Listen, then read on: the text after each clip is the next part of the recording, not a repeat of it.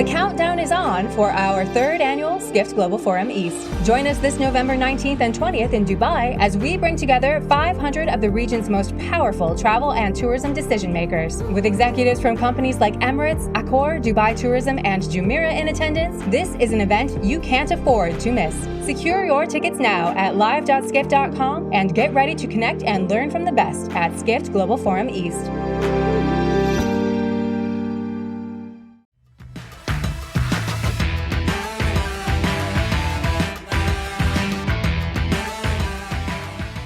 Welcome back, everybody, to the Skift Travel Podcast. I'm Skift's Editor-in-Chief, Sarah Kopit, joined, as always, by Skift's Head of Research, Seth Borko. Hey, Seth, how you doing? Hey, everybody. How's it going? So today we are talking about something that I personally am very, very familiar with, family travel. And according to a new Skift research report on U.S. travel trends, it's something that many other Americans also know well. The report finds that family travel constitutes the largest segment of U.S. leisure travel. Let me say that again, the largest segment. So joining us today to talk about what that means for the business of travel is the report's lead author, Skift Research Manager, Varsha Arora. Hey, Varsha, how you doing today?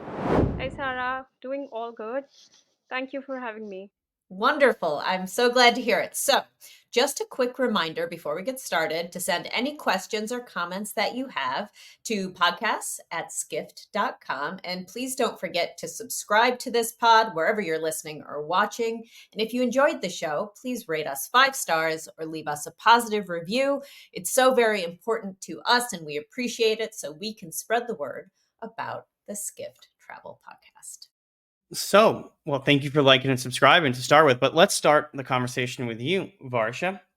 So when we talk about a research project, Varsha, right, this is something that we talk a lot at the SAR projects, one of the things we always ask when we're going to do a survey is we want to really understand the travelers, understand the demographic that we're studying. So I know we always ask about motivations, right? Like that's where it all starts. Why do you want to get out? Why do you want to travel? What caused you to book a trip? So for this particular study, you're looking at families. What do you say are the main motivations for family travel? What's getting, parents and kids on the road? Right. So let me just quickly start by telling you guys about this particular survey. So as you know, it is a US travel trend report. So we survey around 1,000 American travelers every quarter. And this time we were especially, covering this topic, family travel. And this is around 40% of our travelers. So that's a big segment, as Sarah mentioned. Now, talking about motivation, our data shows that family bonding is the most important factor that leads to family travel.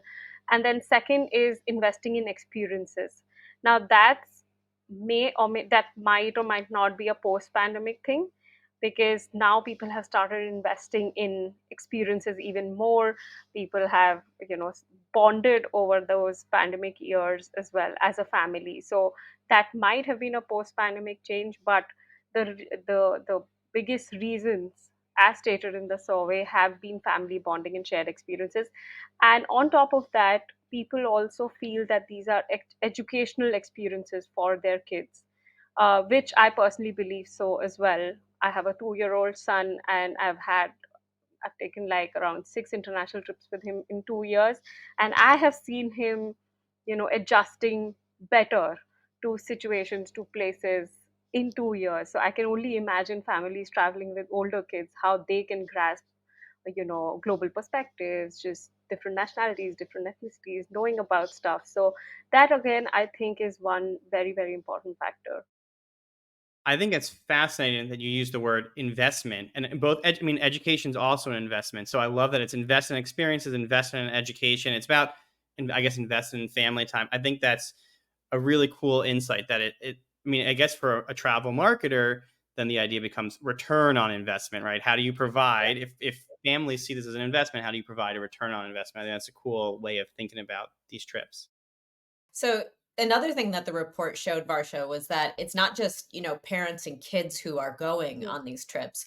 It's parents, kids, and grandparents who are often going on these trips. So we call that multi-generational travel. Fancy name for like putting everybody in the car and or the plane and going somewhere. So we've done this in my family, and it's a whole lot of fun, and it's a great way, especially if you're kind of spread out all over, to get cousins, aunts, uncles, everybody goes on a plane and finds themselves at a resort or an Airbnb. So tell me a little bit more about how multi-generational travel shows up for the US traveler.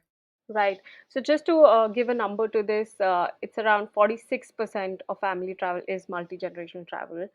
Now, talking about the factors that would be driving this particular kind of travel, I think one would be that celebratory travel has picked up. So, a lot of, again, like giving a personal angle to it, I know that in the last few years, for every kind of milestone birthday or anniversary, people tend to travel, and then you want to involve the entire family, and that just calls for a multi-generational trip again, obviously. And then, as I mentioned earlier, the prime reason or the prime motivator of any family travel is shared memories and family bonding. So when we talk about family bonding, it again is a multi-generational concept. Of course, we want to involve as many as possible.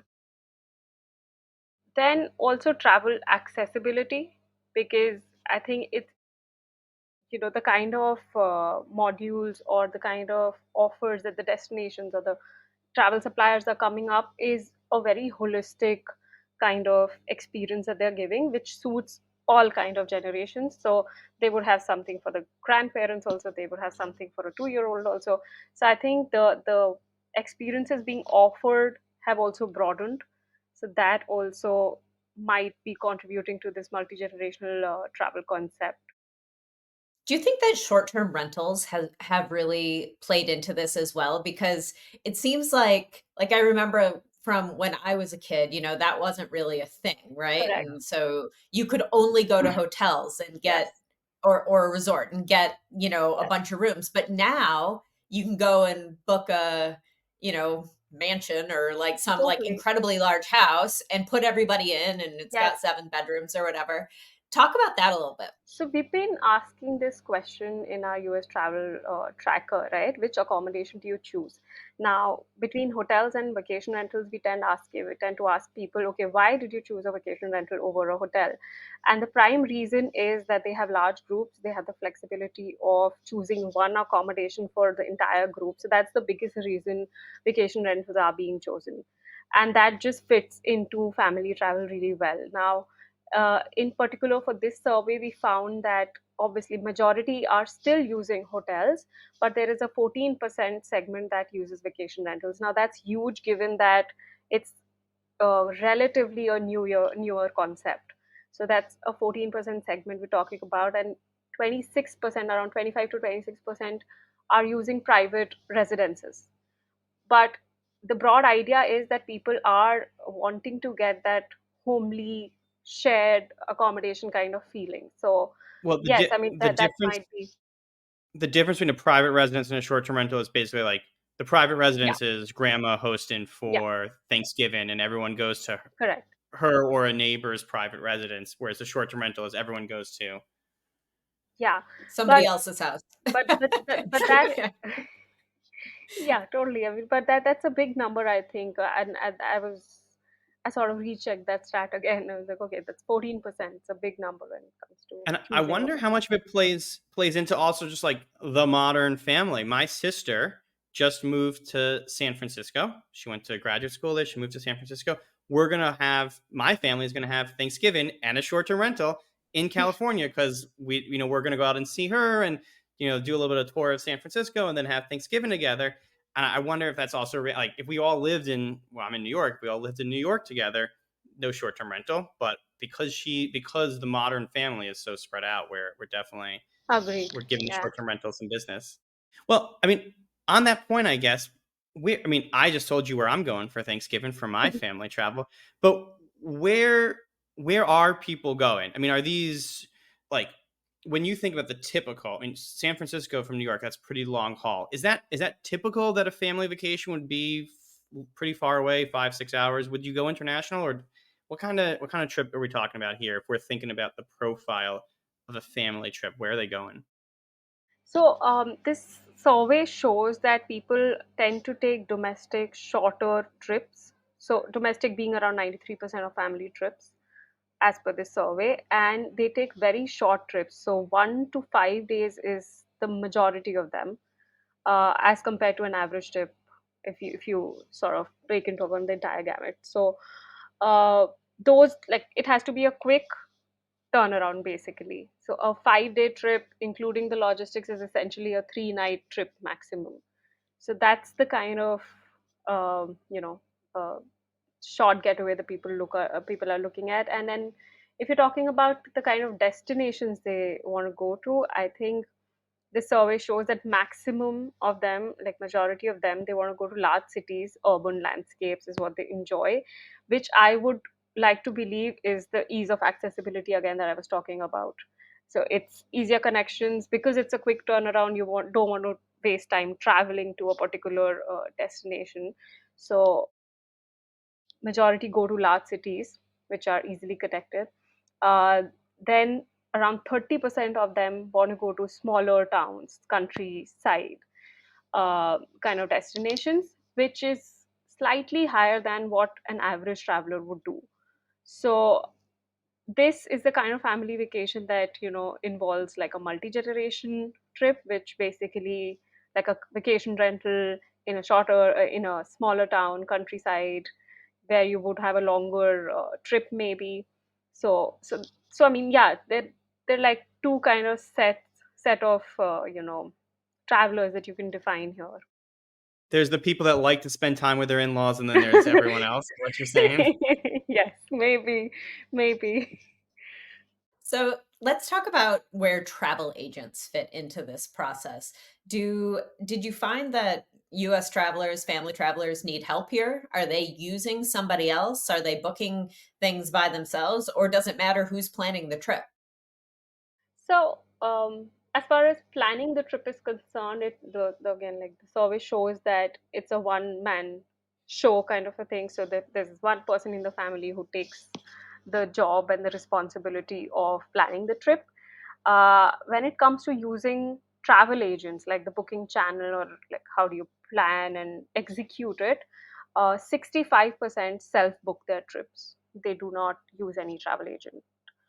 But at the same time, there are 18% of them that use travel agents for the entire thing, like from booking the flights to the hotels to the itinerary, like whatever day tours, etc., everything, the entire package. And when you get into the reasons, right, why would people be using travel agents, is generally if they want to save on time and if it is a very complex itinerary. But if it is a simple one, just booking a flight to a metro or an urban city, then people just might want to self book it. And then I know we like to ask a lot of forward-looking questions, right? That's a big part of our job. Is we Skift research. We use these trends to identify, kind of extrapolate into the future. So, what do you think? I mean, based on all this survey and this data that you've collected, is this a growth market? Are we going to see more family travel into the end of the year? We're going to the holiday seasons. Are we going to see more family travel into the holiday season and also into 2025? What does the survey tell us? What does your data tell us? So, I mean, as I mentioned earlier, it is the largest segment that we're talking about, which is around 44%. And if you talk about the anticipated spending changes, we asked the family travels in the last quarter that, okay, how much do you think your travel spending on family travel is going to increase, decrease, or is it going to be the same? So 46% of them say that it's going to increase, while 32% believe that it's going to be more or less the same. So that's around 78%. So, but having said that, the majority still wants to spend more on travel, family travel, which would mean that it is set for growth for next year. All right, so let's leave it there. Go to a break, and we'll be back on the other side with more from Varsha on family travel. Are you tired of sifting through endless resumes looking for the perfect candidate to fill a leadership opening? Skift Executive Search can help. We have an insider view of the travel industry and can leverage both our expertise and connections to find your next rockstar hire. To learn more, visit skift.com/exec-search or email us at execsearch@skift.com.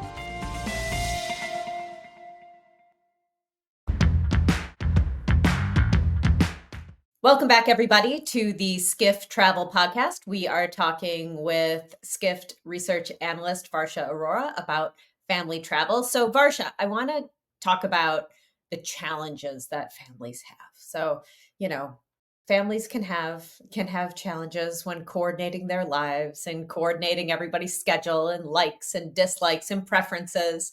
So, talk a little bit about how that showed up in your research report. What are the biggest pain points for families trying to plan trips? It is kind of exactly like what you said, Sarah. It's basically, I think the survey shows that one is budgeting. So basically, Mhm. the expenses, how do you manage that? That's one pain point. And the other is coordinating schedules. So since it involves a lot of people, multi-generation mostly, it's a lot of back and forth when it comes to fixing a particular time to travel.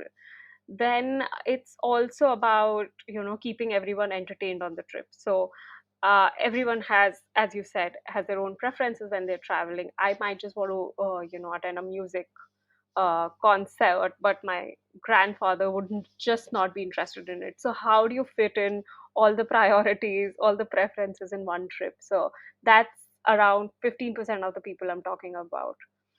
So these are the sort of the top pain points, and obviously then we get into the logistics of it. Some people feel that just coordinating and getting the travel logistics done, the visas, etc. It's also one of the issues that was highlighted by the travelers. Yeah, the multiple interest thing, it makes me think of my family vacations. My dad like really likes being outdoors, and we did one camping trip, and my mom had to come around, and all the kids come, and everyone has different opinion. And yeah, it's challenging is a good word for what happens when you bring when Yeah, you I mean, drag along people who don't want to be doing it. yeah, I just went to Hanoi with my in-laws and my son, who's 2 year old, and my in-laws are in their 60s. So we took them to the zoo, and they were just not happy about it. So yeah, I mean, people gotta adjust, but yeah, it's all about managing the preferences, I think. Well, so we're talking about different stuff, talking about going hiking, talking about zoos, talking about specific stuff, and we did ask about that, right? So you have highlighted some trends that where families have somehow, some way, managed to find consensus about what they really like to do on their trips Yeah. through some act of God, right? So what are like what would you say are like the currently the marquee family trips that where you can kind of get everyone to agree?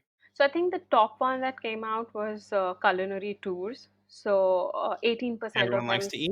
Yes, of course. I mean, that is something that just boil, like it's the common binding factor. So food is something which is a big part of family trips. Then the second was entertainment. As I was talking about musical concerts, festivals, I think that is something which might have shared interest from multiple generations. Uh, so that was like the number two preference that came out. Then the third was around just simple enjoying nature. No, you can't go wrong with it. Every generation is going to like it. So that was the third one My that dad came my out. dad managed to find a way. My dad managed to find a way on this I'm camping sure. trip, but that's okay. Oh, I Yeah. don't I don't camp, Seth. I'm with the rest of your family. Like you guys can go to your campsite. I'll be at the hotel. I'll get a Thank you spa very done in the much. Yeah. meantime. Yeah. Yeah. Yeah. So yeah, but the top ones were these basically: food, entertainment, Oh, enjoying a wildlife viewing we might session, have or lost you, maybe Varsha. just Yeah. visiting historical monuments. So those were the top ones that came out. So, Varsho, tell me a little bit about what the report found on so-called skip generational trips. So that's when I send, my 12-year-old down to Florida for the fishing trip with grandpa. Uh, is that still a thing? Do people do that as much as they maybe used to? So I also have been reading about it, but to my surprise, the survey shows that this is a very, very small segment of family travel or within family travel. Now, if multi-generation trip was 46%, skip generation is Hmm. around 14%. So that's very small as far as the numbers are concerned. And even if we talk about the likeliness of people taking family trips next year, uh, like 46% of them want to take family trips. And when we asked them about if you want to take multi-generation trips next year, that was around 30%. But skip generation was around just 18%. So so yeah, that is a very small segment Do you that know we're why? talking about, I think. Like, is it something that, you know, today's parents just, can't let go, can't give up their kids for a weekend? Everybody just wants to go. Why? Because it used to happen, I think, a pretty fair amount. Yeah, I think that is one very big reasons. I mean, parents just prefer, control uh, over the cost, the logistics, their kids. I mean, and also we were Yeah. talking about shared experiences, right? So when you talk about skip generation, it's too much of a generation gap to sort of come to a common point. Now, when you have multi-generation trips, there is still some sort of, like, you have the middle generation to sort of bridge the gap, but when it's skip generation, it's difficult to, decide on those shared uh, trips or shared tours that you would want to do. And then Yeah. also it's age gap. I mean, if the grandkids want to go hiking, the grandparents might want to, it's just I think basic, that's a shame. the age gap or Yeah, the health or the I think energy it's a shame. levels. Yeah. I think it's good for everybody. Learn to compromise, be a little independent. Like, I remember the first time I sent my tween on an airplane by himself down to Florida. Like, when he came back, he like walked into that airport like he owned the place, like he did it by himself, right? He was so proud of himself. So That's so funny, I don't Sarah. know. I remember. Yeah, I have a very Yeah. distinct memory too. My first time flying alone. I think it was for summer camp though. But and that's Oh, and it's a similar thing. yeah. Sarah, I know we like to joke about headline titles sometimes. I feel like it's like the helicopter parrot comes for family travel, comes for grandparents travel, something like that. I agree. That's a good one. So, Varsha, what was the most surprising thing for you to come out of this report? Was there anything where you just, it was kind of like a head scratcher, like, oh, all right, didn't expect that? The multi-generation trips, I didn't expect it to Uh, be that big. That was one thing. I didn't expect it to be like that. It's 46%. That's huge. That was big, and I was actually expecting vacation rentals to be uh, pretty high. Like, I assume that that would be a big accommodation segment for family travel. So on an average, like, we've been tracking the usage of vacation rentals over time in America, right? So for an average trip, the usage is around 12%, and for family travel, it's 14%. So it's not much of a difference. You would expect it to be much bigger for these larger groups. So those are the two things that were like, okay, good to know. Yeah, I The mean, new I think you're right. thing. Like that's so you said 46% of family trips are multi-generational, and you said family trips are what, 40% of 44. So it's 46 of 44. 44, So I yeah, mean, just doing around that there. math, Yeah. it's almost like 1 out of 5 US leisure trips is a multi-generational trip is what we, or is it one of, it's one of, so that's Multi-generation, yeah. huge. That's, yeah, I mean that's a big number. All right, so That's what, huge. I mean, so here's the next question then. What Yeah. advice? So if 1 out of 5 trips is a big, even 40% of family, 1 out of 5 is multi-generational. I mean, I want to ask this question two ways. What advice would you give first? What advice would you give to travel companies who want to capture this market? What's the move? I think the first thing has to be, the products or the offerings have to cater to all these generations. You have to keep that in mind. That's your biggest segment. Uh, I mean, as we were discussing, right? So you have to have something for everyone. And I think second is just making it seamless. Since we're talking about very, very short getaways, right? We do not want to waste time in, waiting for a cab or just simple things. Just make the logistics easy. You have to give shared memories, a good feeling to this entire family. So seamlessness is something that they would be looking for, because they would have already racked their brains coordinating about it or for the trip. So the once they reach there, they do not want to waste any time and just get into it. And do you have advice for the families themselves, for our listeners who are planning their own Patience. family trip? Yeah, so I think Yeah. one is plan in advance, book in advance, because price is something, as we said, I mean, one of the biggest challenges is budgeting. So these are price conscious customers. So please book in advance. Second is, please experiment some, you know, different accommodation choices. I think vacation rentals should be, you know, explored more, because, I mean, so we did ask this question in our survey, which said, okay, what are the factors that you take into account while booking an accommodation? So the top ones were safety, security, and all of that. But one of the things that struck me Mm. was connected rooms. So that was around, if I'm not wrong, that was around 15 to 16% of people. Now, that's something we're talking about. I mean, just experiment with accommodations. If you happen to, you know, maybe take a vacation rental, it just might give you more time to spend with each other, and also just take care of all those challenges that we were talking about earlier. Yeah, I mean, that's that. And just, but I mean, having said Enjoy that, your keep trip. it flexible, Yeah, keep it enjoy your trip. Enjoy your impromptu. trip. Just not, That's the ultimate advice. Yeah. Enjoy that time with family. Well, yeah. Varsha, thank you so much for joining us. The report is live now on Skift Research, research.skift.com. Go check it out and check out all of our quarterly travel trackers. We do this every single quarter, new topic every quarter. This quarter's topic was family travel. It's going to be something different in the next 3 months. Hope you'll check it out. Varsha, thanks for joining us. Thanks for sharing your insights with us. Thanks, I Varsha. really, really enjoyed it. Thank you for listening to the Skift Travel Podcast. Wherever you're listening, please make sure to subscribe.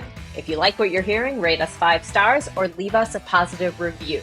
It really helps get the word out about us, our podcast, and make sure that we can still continue to bring it to you free of charge every week. If you're watching on YouTube, be sure to like and subscribe. And don't forget to hit that notification bell as well. That way you'll know every time we have a new episode.